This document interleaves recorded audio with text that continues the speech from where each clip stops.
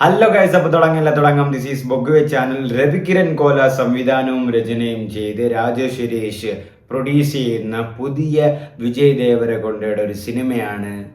എന്താണെന്ന് നമുക്ക് നോക്കാം. അതിൻ്റെ ടൈറ്റിൽ റിവീലിംഗ് ഗ്ലിംസ് ആണ് പ്രൊഡക്ഷൻ ടീം റിലീസ് ചെയ്തിട്ടുള്ളത്. അപ്പോൾ ഇതിനു മുമ്പ് ഒരു അനൗൺസ്മെൻറ്റ് വീഡിയോ പോലെയൊക്കെ റിലീസ് ചെയ്തിട്ടുണ്ടായിരുന്നു, SVC59 അങ്ങനെ എന്തോ സംബന്ധിച്ച്. അങ്ങനെ അതൊരു എന്താ പറയുക, ഒരു ബിൽഡപ്പിൽ ഒരു വലിയൊരു ഗ്ലിംസ് തന്നെയായിരുന്നു. അത് റിലീസ് ചെയ്ത ഒരു ബിൽഡപ്പ്, ഒരു മാസ് ഒക്കെ ഉള്ളൊരു സാധനമായിരുന്നു. അപ്പോൾ അതെന്താണെന്ന് നമുക്ക് നോക്കാം. ഇതിൽ ഏറ്റവും വലിയ പ്രത്യേകത എന്ന് പറയുന്നത്, നമ്മൾ തെലുങ്കിൽ നാനിയുടെ സരിപോത ശനിവാരം എന്നൊരു സിനിമ ഉണ്ടല്ലോ, അതിലെ മ്യൂസിക് ചെയ്തത് ജേക്സ് ബിജോയ്, മല്ലു, നമ്മളെ ജേക്സ് ബിജോയ് ആയിരുന്നു. അപ്പോൾ ഇതിൽ അതുപോലെ ഒരു മല്ലു ഗായാണ് മ്യൂസിക് ചെയ്യുന്നത്. ക്രിസ്റ്റോ സേവ്യർ, നിങ്ങൾക്കറിയാം, ബ്രഹ്മയുഗം, DS ഇറയൊക്കെ ചെയ്ത. അപ്പോൾ ക്രിസ്റ്റോ സേവ്യറാണ് മ്യൂസിക്. അതും എങ്ങനെ ഉണ്ടെന്ന് നമുക്ക് നോക്കാം. അപ്പോൾ വിജയ് ദേവരുടെ പുതിയ പടത്തിന്റെ ടൈറ്റിൽ റിവീലിംഗ് ഗ്ലിംസ് ആണ് നമ്മൾ റിയാക്ട് ചെയ്യാൻ പോകുന്ന ഗൈസ്.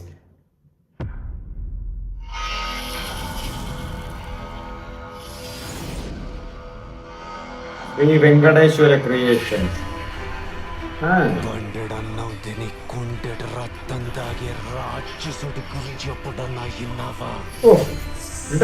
చూసాను,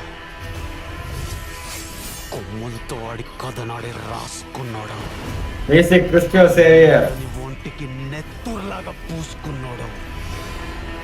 సావు కళ్ళ ముందుకొచ్చి నిలబడితే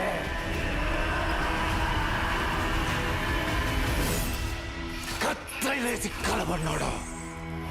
కనబడ్డాడు నా లోపల.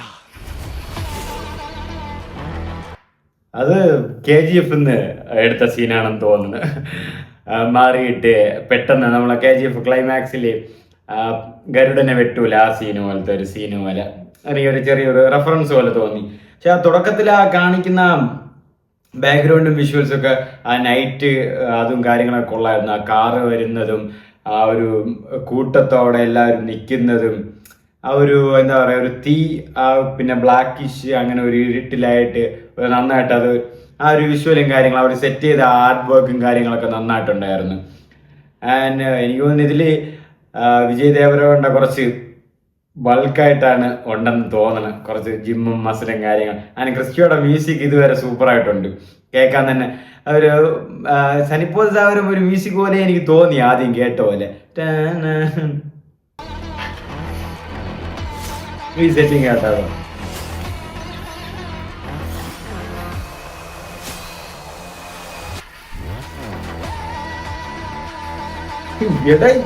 విజయ్ దేవరకొండ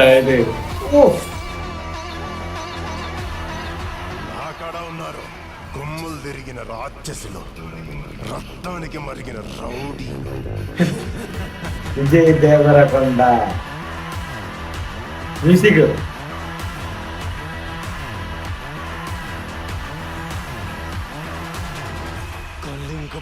വിജയ് ദേവരകൊണ്ട നിങ്ങൾ കിങ്ഡം കണ്ടെങ്കിൽ മനസ്സിലാവും. കിങ്ഡത്തിൽ അത്യാവശ്യം ബൾക്കായിട്ടും ആ ഒരു ജിമ്മായിട്ടൊക്കെയാണ് ഇരിക്കുന്നത്. മാസും കാര്യങ്ങളൊക്കെ നന്നായിട്ട് വർക്കൗട്ടും ആയിട്ടുണ്ടായിരുന്നു. പക്ഷെ ഇതിൽ കുറച്ചുകൂടെ ഡെവിളിഷ് ആണെന്ന് തോന്നുന്നു കേട്ടോ. അതെവിടെ കാരണം രക്തവും കാര്യങ്ങളൊക്കെ കുറച്ചൊക്കെ ഉണ്ട്. മീശ പിരി അങ്ങനത്തെ കുറച്ച് സംഭവങ്ങളൊക്കെ ഉണ്ട്.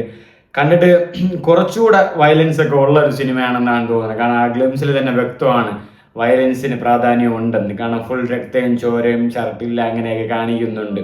ആൻഡ് വിജയ് ദേവരകൊണ്ട പറ്റും. അതാണ് കിങ്ഡം കാണിച്ചാണ് മാസിനെ കൊണ്ട് പറ്റും. ആൻഡ് ഇതിലും പറ്റുന്നുണ്ട്. മീശയൊക്കെ പിരിച്ച് ആൻഡ് ക്രിസ്റ്റിയോടെ മ്യൂസിക്കും. മല്ലു പോയിന മല്ലു പോയി.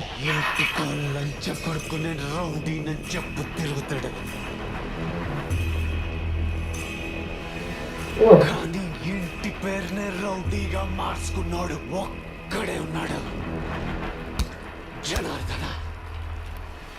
Rowdy Janardhana.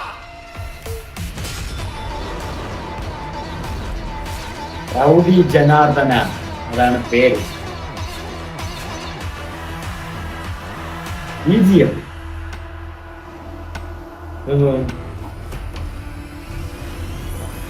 Flash back. Ravikiran Kola film rowdy Janardhana worldwide in theatres from December 2026. And title rowdy Janardhana എന്നാണ്. അപ്പോൾ സിനിമ റിലീസ് ചെയ്യുന്നത് 2026 ഡിസംബറിലാണ്, അതായത് ഇനിയും ഒരു വർഷമുണ്ട്.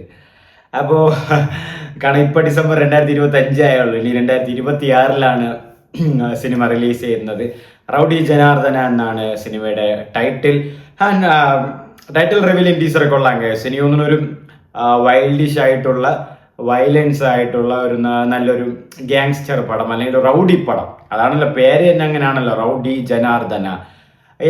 ചിലപ്പോൾ എനിക്ക് തോന്നുന്നു ഈ ഫ്ലാഷ് ബാക്ക് കണ്ടിട്ട് തോന്നുന്നു അനിയത്തിയെ മിക്കവാറും ആരെങ്കിലും തട്ടിക്കൊണ്ടുപോകും, അല്ലെങ്കിൽ അങ്ങനത്തെ എന്തെങ്കിലും സെറ്റപ്പ്, അല്ലെങ്കിൽ ഒരു ഇമോഷണൽ അറ്റാച്ച്മെന്റ് എന്തായാലും ഉണ്ടാവും, കണ്ട് അങ്ങനെയാണ് തോന്നുന്നത്. അപ്പോൾ അതുമായിട്ട് റിലേറ്റ് ചെയ്തിട്ട് ചെറുതിൽ നിന്ന് കഷ്ടപ്പെട്ട് ഇങ്ങനെ കയറി വലിയ ആളായി റൗഡിയാവും, വലിയ റൗഡി എല്ലാത്തോടെ ആരുണ്ടാന്നൊക്കെ പറയുന്ന ആ സെറ്റപ്പിലൊക്കെ ആവും. എനിക്ക് തോന്നുന്നു നല്ല വയലൻസ് ഒക്കെ ഉണ്ട് സിനിമയിൽ വരുമ്പോൾ, കാരണം ഈ ഗ്ലിംസിൽ തന്നെ വ്യക്തമാണ് വയലൻസ് ഒക്കെ വരുന്നുണ്ട്. ഇപ്പൊ നിങ്ങളെ കിങ്ഡം കണ്ടവർക്ക് മനസ്സിലാവും പുള്ളിക്കാരൻ്റെ മാസും കാര്യങ്ങളൊക്കെ വർക്കൗട്ട് ആവും. കാരണം ഞാൻ കണ്ടപ്പോൾ എനിക്ക് കിങ്ഡം നന്നായിട്ട് ഇഷ്ടപ്പെട്ടു. പക്ഷേ ബോക്സ് ഓഫീസിലൊന്നും അധികം കിങ്ഡം നല്ല രീതിക്കൊന്നും പോയിട്ടില്ല. അതെന്താണെന്ന് അറിഞ്ഞൂടാ. പുള്ളിക്ക് നല്ല എന്താ പറയുക, കുറച്ച് സിനിമകൾ കിങ്ഡത്തിന് മുമ്പുള്ള കുറേ സിനിമകൾ റിവ്യൂസും കാര്യങ്ങളൊക്കെ മോശമായിരുന്നു, അതുപോലെ തന്നെ ബോക്സ് ഓഫീസിലും മോശമായിരുന്നു. പക്ഷേ കിങ്ഡത്തിന് അത്യാവശ്യം മിക്സഡ് റിവ്യൂസ് ഒക്കെ വന്നതാണ്. പക്ഷെ എന്നാലും ബോക്സ് ഓഫീസിൽ വലിയ രീതിയിലേക്ക് ചലനം ഉണ്ടാക്കാൻ വിജയ് ദേവരകൊണ്ടയ്ക്ക് കഴിഞ്ഞിട്ടില്ല. അപ്പോൾ അത് ഈ സിനിമയിൽ നിന്ന് മാറട്ടെ. ഈ കിങ്ഡം കണ്ടവർക്കറിയാം, അതിലൊരു നല്ലൊരു സ്റ്റോറി പ്ലോട്ട് ഉണ്ട്, അതിലൊരു നല്ലൊരു മാസമുണ്ട്.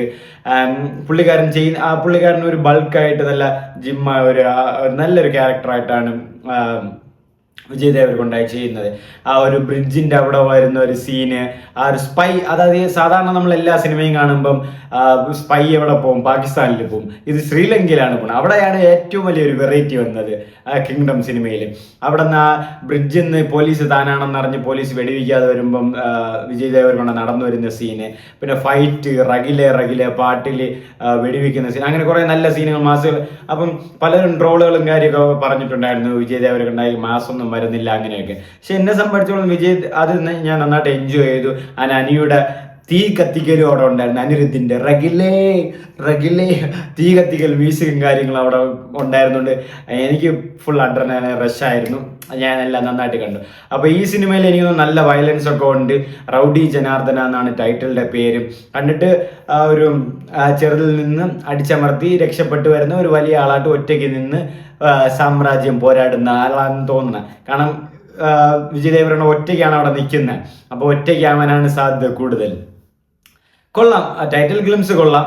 അപ്പോൾ ഈ സിനിമ ഇനി പക്ഷെ അടുത്ത 2026 ഡിസംബറിലാണ്, അടുത്ത ക്രിസ്മസിലാണ്, ഈ ക്രിസ്മസിനല്ല അടുത്ത ക്രിസ്മസിനാണ് റിലീസ് ചെയ്യുന്നത്. ആൻഡ് ദിൽ രാജു ഒക്കെയാണ് പ്രൊഡ്യൂസും കാര്യങ്ങളൊക്കെ. ആൻഡ് ക്രിസ്റ്റോ സേവ്യറുടെ മ്യൂസിക് പറയാതിരിക്കാൻ വയ്യ. അറിയാം ബ്രഹ്മയുഗം DSRയിലൊക്കെ എന്തുമാത്രമാണ് മ്യൂസിക് ഇട്ട് തള്ളി വെച്ചിരിക്കുന്നത്. എനിക്കാണ് സൂക്ഷ്മദർശിനിയിലും ക്രിസ്റ്റോ സേവ്യറാണെന്ന് തോന്നുന്നു മ്യൂസിക് ചെയ്ത്. അപ്പോൾ ആ മ്യൂസിക്കിന്റെ കാര്യത്തിൽ ഇവിടെ ഒരു കുറവും വന്നിട്ടില്ല. അപ്പോൾ ജെയ്സ് ബിജോയ് ടോളിവുഡിൽ പോയി കത്തിച്ച പോലെ ക്രിസ്റ്റോ സേവ്യറും ടോളിവുഡിൽ പോയി വിജയ് ദേവരകൊണ്ടയുടെ കത്തിക്കുമെന്ന് ഇതോടെ ഉറപ്പായി. കിടിലൻ തീം മ്യൂസിക്, ഗ്ലിംസുമായിട്ട്, ആ ക്യാരക്ടറുമായിട്ട്, ആ ഒരു സീനുമായിട്ട്, ആ ഒരു ഹിസ്റ്റോറിക് അങ്ങനത്തെ അതുപോലത്തെ ഒരു സാധനം പോലെ പിടിച്ച് അങ്ങനെ ഒരു എന്ന് വെച്ചാൽ ക്രിസ്റ്റോ സേവ്യറിന് ഒരു വെറൈറ്റി സാധനങ്ങളൊക്കെ പിടിക്കുന്ന ഒരാളാണ്. അതുപോലെ തന്നെയാണ് ഇതിലും വന്നിട്ടുള്ളത്. നല്ല BGM എനിക്ക് നന്നായിട്ട് ഇഷ്ടപ്പെട്ടു. അവിടെ പോയിട്ട് പൊളിക്കട്ടെ. വീണ്ടും അവിടെ ഒരു മലയാളി പേര് വരട്ടെ, പുള്ളി മലയാളിയാണെന്നുള്ളൊരു ടോക്ക് അവിടെ വരട്ടെ. കാരണം അതറിയട്ടെ, ആരാണ് മ്യൂസിക് ഡയറക്ടർ നോക്കുമ്പോൾ ഒരു മലയാളി പയ്യനാണെന്ന്, അതങ്ങനെ വരട്ടെ. മൊത്തത്തിൽ ടൈറ്റിൽ ഗ്ലിംസ് നന്നായിട്ടുണ്ട്, സിനിമയും നന്നായിട്ട് വരട്ടെ. അതുപോലെ വിജയ് ദേവരകൊണ്ടയുടെ ആക്ഷനും കുറച്ചുകൂടെ നന്നായിട്ട് വരട്ടെ. എല്ലാത്തിലുപരി കിങ്ഡമിൽ കളഞ്ഞുപോയ പോസിറ്റീവ് അല്ലെങ്കിൽ മിക്സ്ഡ് റിവ്യൂ കിട്ടിയിട്ടും ബോക്സ് ഓഫീസിൽ ചലനം ഉണ്ടാക്കാതെ പോയത് തീർച്ചയായിട്ടും റൗഡി ജനാർദ്ദനയിൽ മാറട്ടെ. റൗഡി ജനാർദ്ദനയിൽ കറക്റ്റായിട്ട് കിട്ടട്ടെ എന്ന് ആശംസിക്കുന്നു. എല്ലാത്തിലുപരി ഇതെങ്ങനെയെങ്കിലും പൊളിക്കണം വിജയ് ദേവരകൊണ്ട. നല്ലൊരു തീമും കാര്യങ്ങളൊക്കെ കിട്ടിയെന്ന് തോന്നുന്നു. അപ്പോൾ ഈ പടക്കം ബഷീർ പോലത്തെ പടക്കമൊന്നും ഇറക്കാതെ ഒരു കിടിലം പടമൊക്കെ ഇറക്കി വിട്ട നല്ലൊരു ഹോപ്പിലി വീണ്ടും ഇൻഡസ്ട്രിയിൽ മുന്നേറി പോകാൻ പറ്റും. അപ്പോൾ വിജയ് ദേവരകൊണ്ട ഇത് കളയണ്ട. അപ്പോൾ ഇനിയും എൻ്റെ ചാനൽ സബ്സ്ക്രൈബ് ചെയ്യാത്തവരുണ്ടെങ്കിൽ മറക്കാതെ സബ്സ്ക്രൈബ് ചെയ്തോ, ഫ്രണ്ട്സുമായിട്ട് റെക്കമെൻഡ് ചെയ്തു. ഇനിയും നല്ല മൂവി അപ്ഡേറ്റ്സും റിയാക്ഷൻസും എല്ലാമായിട്ട് വരാം. അപ്പോൾ ഗായ്സ്, ലവ് യു.